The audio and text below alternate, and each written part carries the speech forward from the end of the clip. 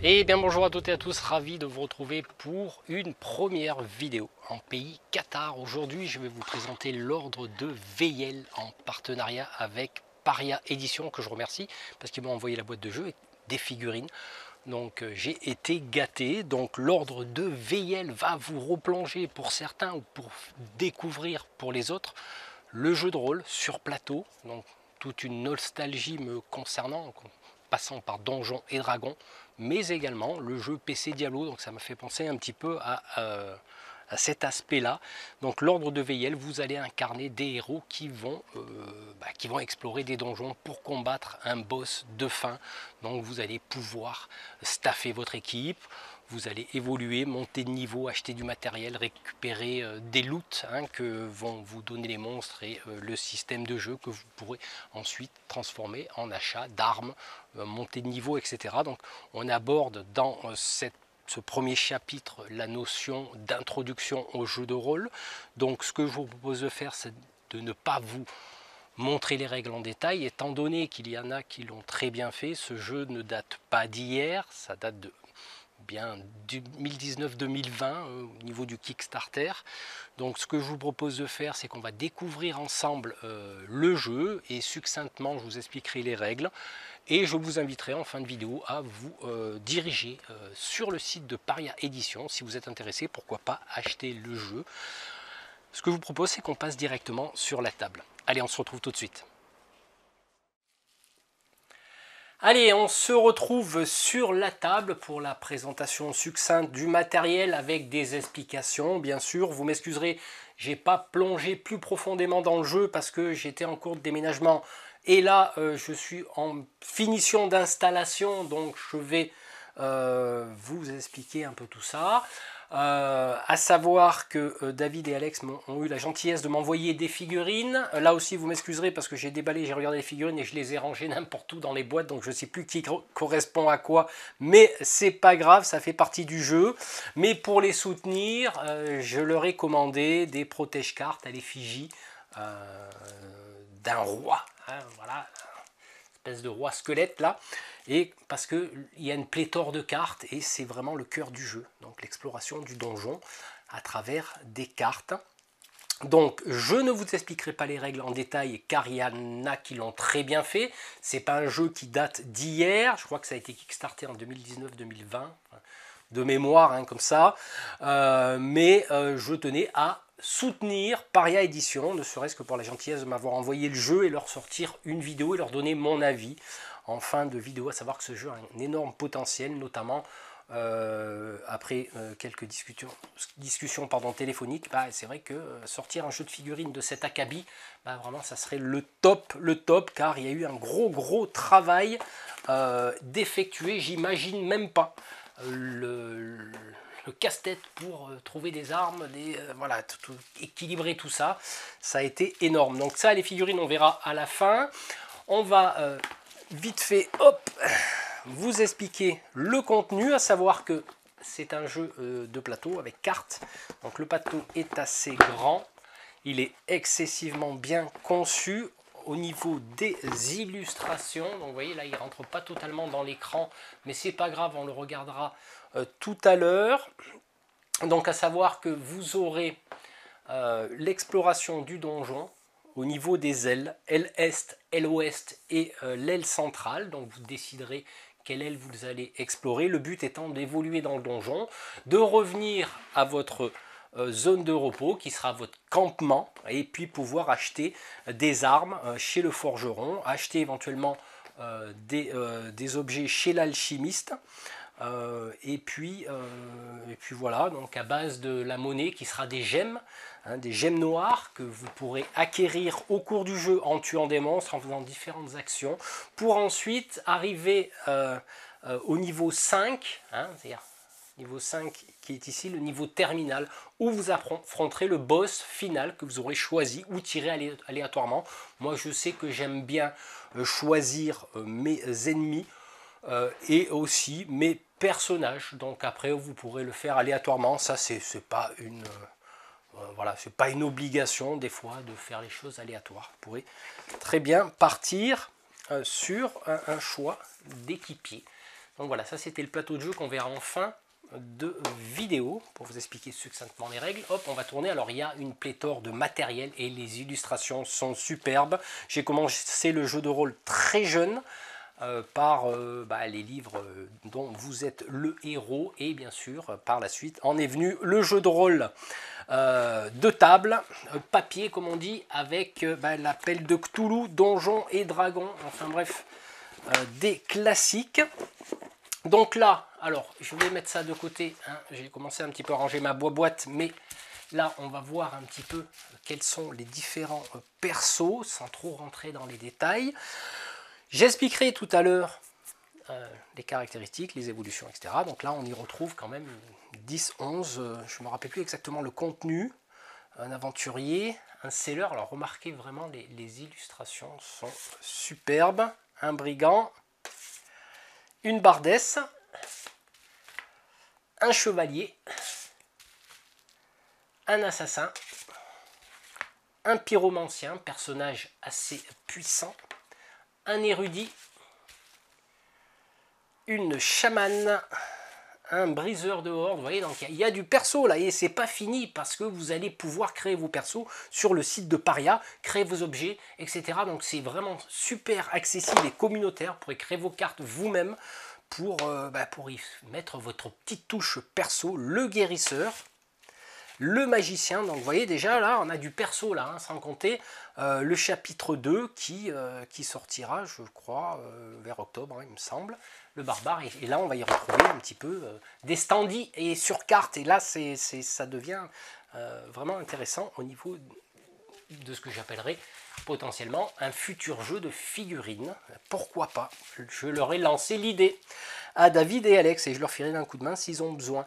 Alors là, on va y retrouver les 4 boss de fin, à savoir que vous pourrez aussi créer vos boss sur le site de Paria de conception. Oui, c'est assez hallucinant, l'ouverture à la communauté du jeu. Donc on a le roi Beltram Uraïs. Donc là on a l'âme du chasseur calciné. On a la grande prêtresse, qui est ni plus ni moins la fiancée de Cthulhu, hein, n'est-ce pas?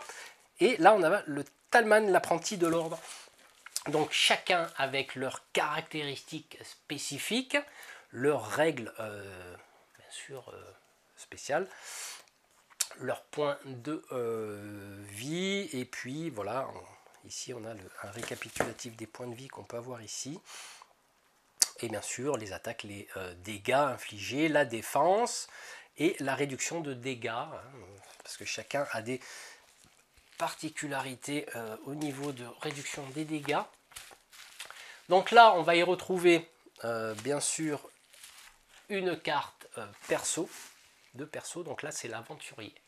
Donc nous avons la vitalité, l'endurance, la force et la dextérité, l'intelligence, la foi, la défense, la réduction des dégâts s'il y en a, les capacités qui vont être déclenchées, par exemple là, si le personnage atteint le niveau 3 et 5 par la suite, donc vous allez évoluer dans le donjon, vous allez acquérir de l'expérience, vous allez gagner des gemmes noires qui vont vous permettre d'acheter du matos, de monter de niveau, etc. Donc on y retrouve bien l'ambiance jeu de rôle.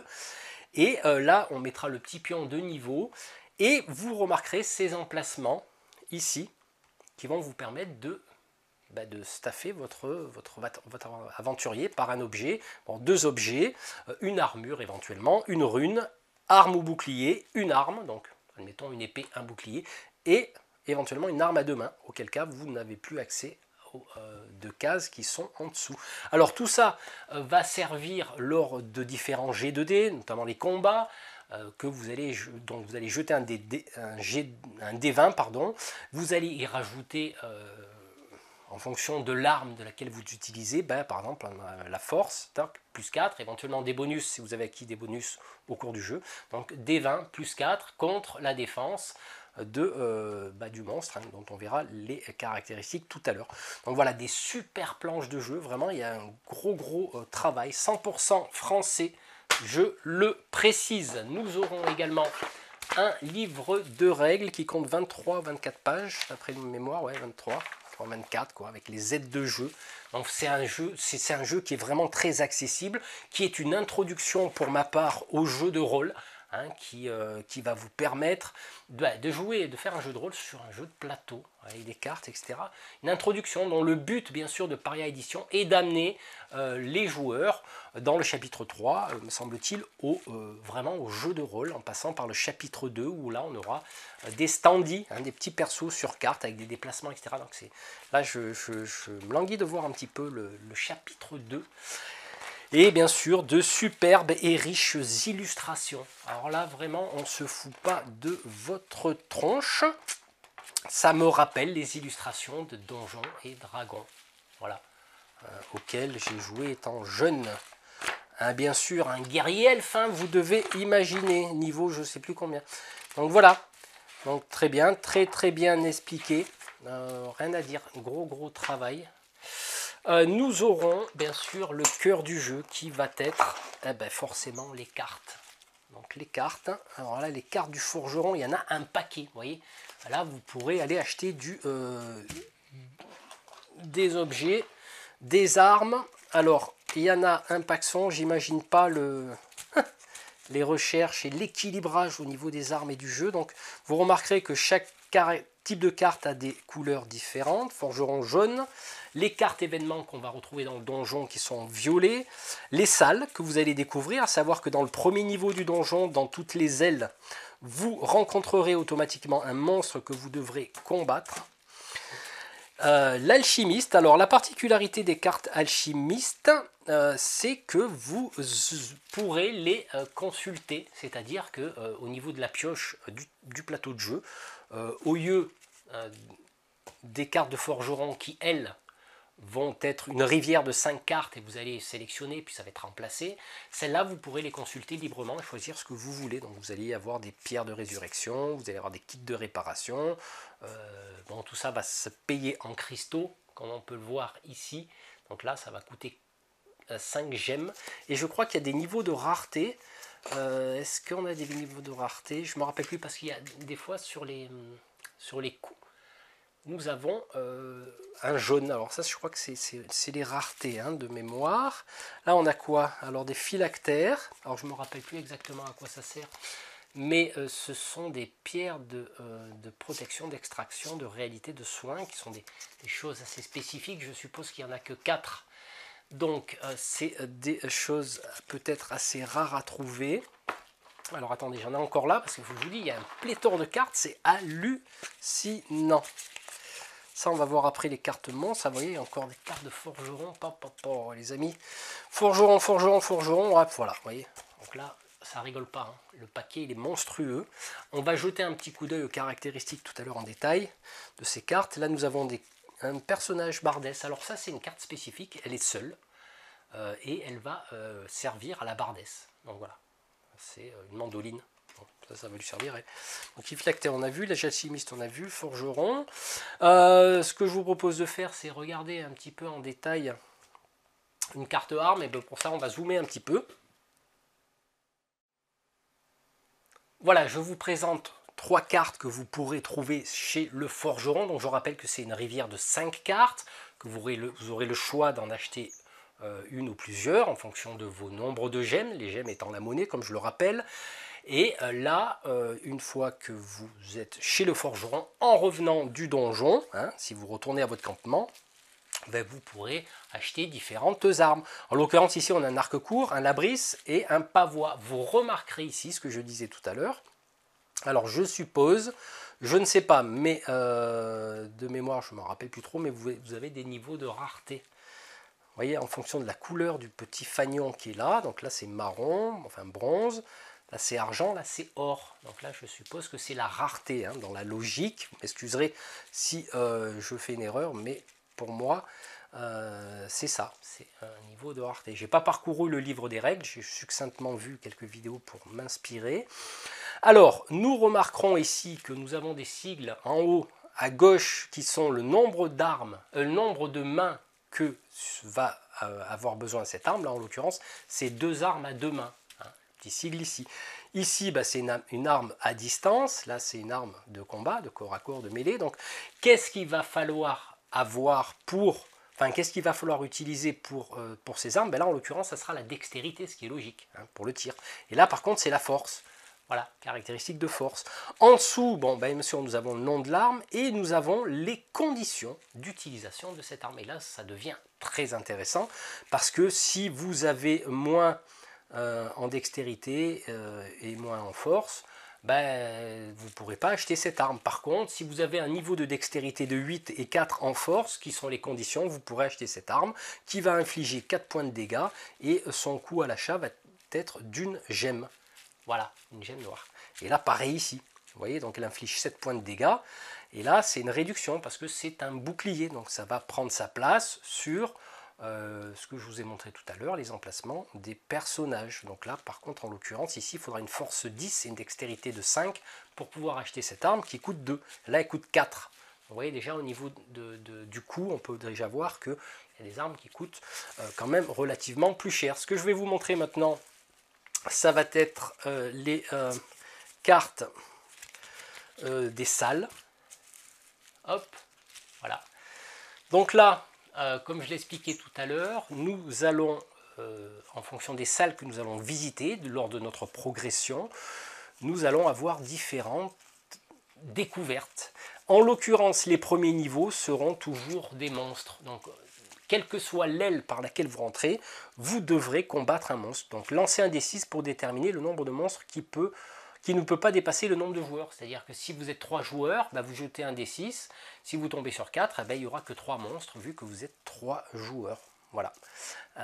Mettez le nombre maximum si un joueur est de niveau 5. Donc ça c'est aussi une condition. Et on va y retrouver, en découvrant nos salles, différentes choses. En l'occurrence, un coffre unique. Ouvrir le coffre coûte 6 cristaux et permet aux joueurs de piocher 5 cartes chez le forgeron. Vous voyez, voilà, vous allez découvrir au fur et à mesure, vous allez faire des allers-retours dans les niveaux du donjon, vous allez explorer d'autres ailes, etc. Donc voilà, ça c'est vraiment, là, vous rentrez dans les donjons, quoi, hein, typiquement. Alors à savoir qu'au niveau des cartes événements, si vous êtes dans l'aile est par exemple et que vous décidez de bifurquer dans l'aile centrale, vous ne pourrez vous déplacer qu'en diagonale, auquel cas il faudra jeter une carte événement. En général, les cartes événements, ça n'apporte pas vraiment que du positif. Alors, le MDD, donc, qui est le maître du jeu, hein, maître du donjon, force le joueur de son choix à attaquer un autre joueur.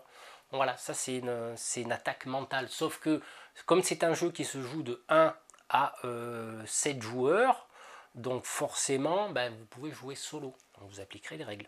Voilà, tout simplement. Je crois que je fais un petit peu le tour. On va regarder les cartes de monstres. Alors nous aurons quand même une pléthore de monstres et comme je vous le disais sur le site communautaire de l'ordre de Veyel, vous pourrez concevoir vos monstres et vos boss et puis voilà, c'est ouvert à tout, hein. Donc du coup là nous avons les boss, donc les boss de fin on va essayer de les retrouver là. Hop, comme ça je vous les montre. Donc les 4 boss, ça c'est les monstres, on va les voir tout à l'heure. Donc les boss qui seront illustrés, qui seront mis sur des petits standees, ce qui sont contenus dans le jeu. Donc vous placerez vos cartes dessus, aussi bien les monstres que différentes choses, notamment eux. Donc nous avons le roi Uraïs. Alors ça ce sont les illustrations simplement qui correspondent effectivement aux monstres que vous avez pu voir tout à l'heure au niveau de la présentation des cartes. Donc ce n'est que l'illustration. Alors ça vous pourrez éventuellement faire le mélange. Hop, et contre qui on va se battre. Tiens, comme par hasard, voilà. Lui, qui correspond au protège-carte. Ouais. C'est pas fait exprès, mais c'est de la magie elfe. Qu'est-ce que vous voulez, je suis très puissant, c'est pas ma faute. Alors, là, nous avons tous les types de monstres que nous allons pouvoir rencontrer. Donc là, on a le côté illustration, vraiment superbement illustré. Je veux dire, c'est pas pour leur passer de la pommade, mais vraiment, moi j'y retrouve le design vraiment de Donjons et Dragons, des livres que j'avais à l'époque. Et nous avons les caractéristiques des monstres que nous allons combattre. En l'occurrence, le chevalier noir qui a une attaque de 7, donc un des 20 plus 7, une défense de 8.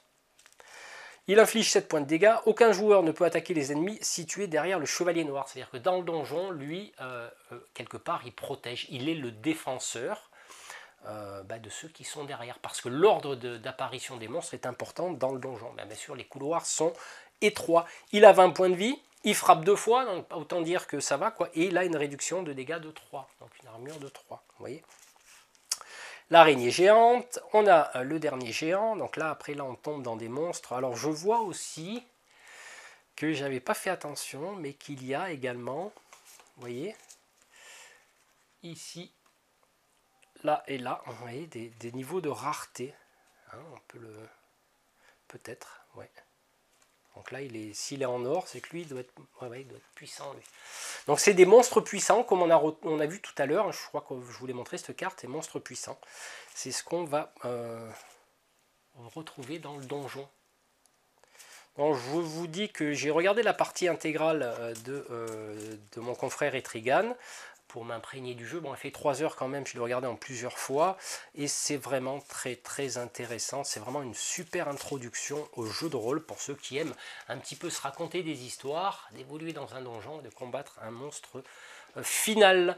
Voilà, donc du coup, qu'est-ce qu'il me reste à vous présenter? Bon, ça, je vous l'ai présenté, hein, c'est les petits supports des cartes. Et par contre, moi, j'ai déjà rangé mes petits pions dans une petite boîte. Alors là, nous retrouvons des pions typiques au jeu, hein, que je ne vous présenterai pas parce que, en toute honnêteté, je ne m'en rappelle plus à quoi ça sert, mais ça sert à quelque chose. Ça, ce pion-là, je le connais parce que ça représente les joueurs qui vont explorer le donjon, à savoir que bien sûr, moi, on regardera les figurines en fin de partie, en fin de vidéo, pardon. Et ça, c'est le pion du défenseur. Donc un joueur va jouer le rôle du défenseur, comme on a vu précédemment, avec le monstre. Donc c'est lui qui va ramasser sur la gueule.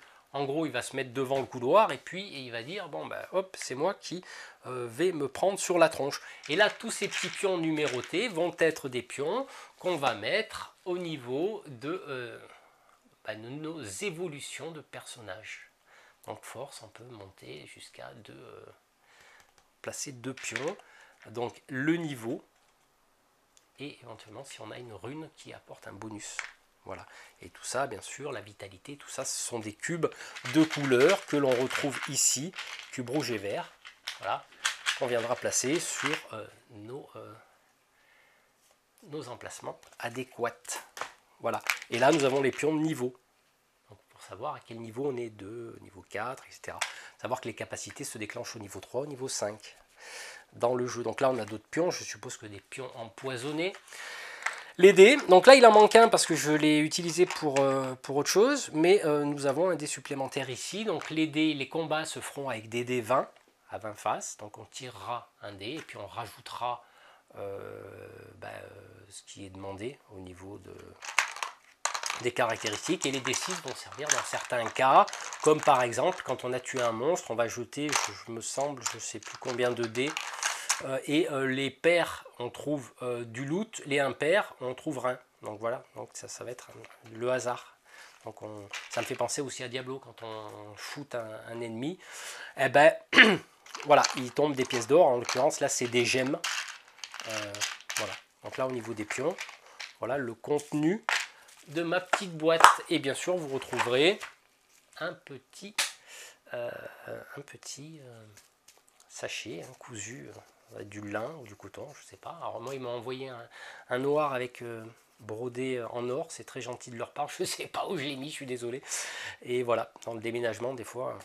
Voilà, alors ce que je vous propose maintenant, c'est qu'on jette un petit coup d'œil au plateau de jeu, et puis je vous explique succinctement, hein, bon, voilà, il y aura une petite mise en place, et puis voilà, l'évolution à travers le donjon.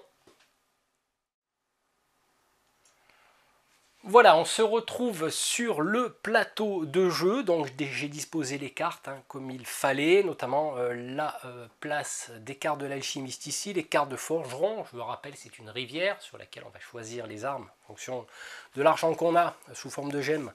J'ai retrouvé le petite pochette que m'avaient envoyé David et Alex, c'est un petit truc supplémentaire, voilà, dont je parlais tout à l'heure. Donc on peut voir que dans l'aile ouest, centrale et est, on a placé les 2 premiers niveaux que l'on va explorer tout au long du jeu, voilà, en fonction des ailes, donc jusqu'à atteindre le niveau 5, d'où le fait de faire des allers-retours entre vos explorations et la zone de repos pour justement se staffer, monter niveau et être prêt pour combattre le boss de fin de niveau.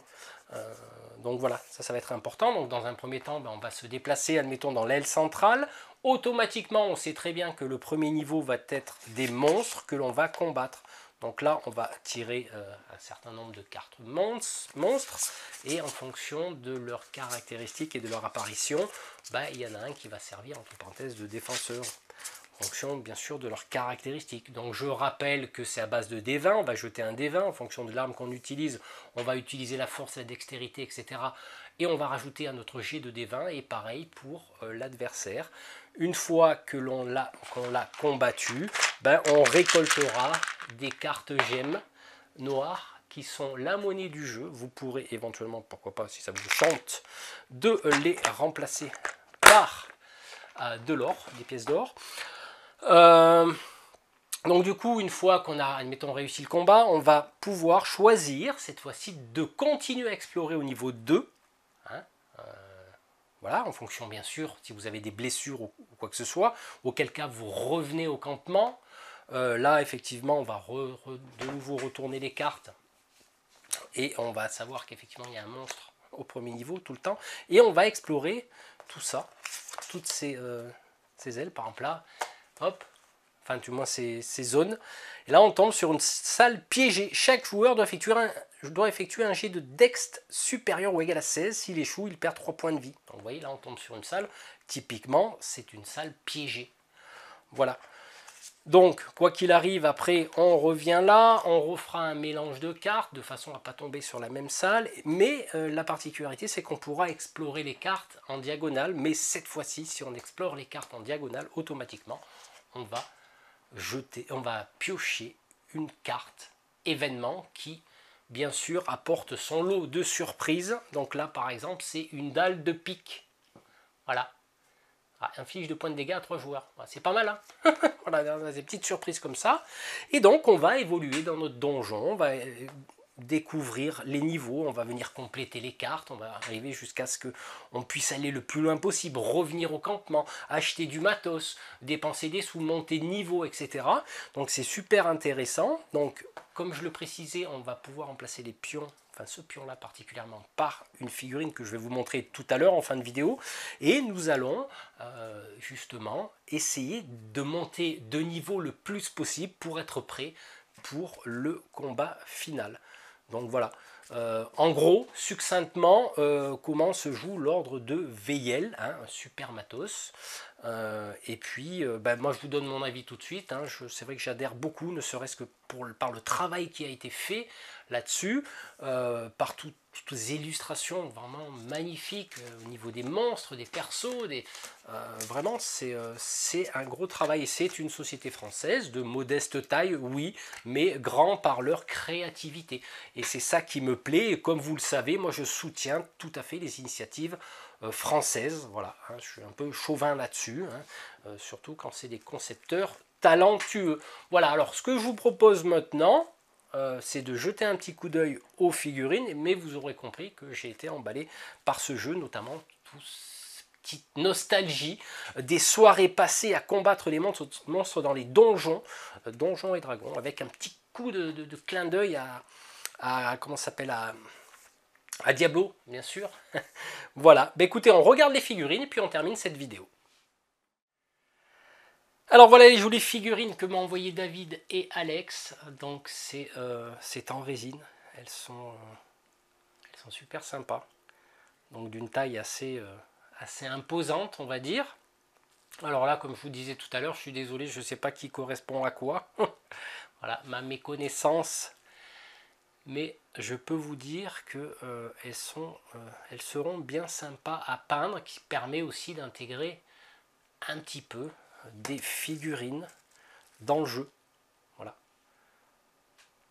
Donc là, typiquement, c'est des monstres. Là, on le reconnaît, là. Le fameux roi qu'on a vu tout à l'heure, voilà, qui symbolise bien sûr le boss de fin, et voir d'autres personnages. Donc lui, je vois pas trop qui il est. Bon, c'est pas grave, comme je vous dis, c'est juste pour vous montrer les figurines. Vous en saurez plus sur le site, hein, je mettrai tout le lien dans, tous les liens dans la vidéo, description de la vidéo. Et là, c'est un monstros, voilà. Et là, ça rigole plus. Ça rigole plus du tout. Donc vraiment très très sympa. Pour finir par les figurines représentant les joueurs. Vous voyez, voilà. Un joli chevalier qui va arpenter les salles de notre donjon. Voilà. Et sans oublier le pion défenseur, comme on l'a vu tout à l'heure, symbolisé par ce bouclier qui sera posé sur la fiche de perso. Voilà. Voilà, c'était l'ordre de Veyel, chapitre 1, la fureur du roi. Chapitre 2 arrive, je crois, en octobre. Donc là, on va pouvoir évoluer sur des cartes avec des petits standees au niveau de la représentativité de vos personnages, de vos figurines éventuellement, pourquoi pas. À savoir que le chapitre 3 sera vraiment la finalité d'après ce que je comprends, où là ça sera typiquement on amène les joueurs au jeu de rôle. Mais je leur ai soumis l'idée effectivement, pourquoi pas développer pourquoi pas un jeu de figurines. Ah oui, oui, parce que là il y a tout le potentiel. Une adaptation sur jeu de figurines, type Wargame, voilà, pourquoi pas. C'est une idée. Bon, en tout cas, je serai là pour les soutenir.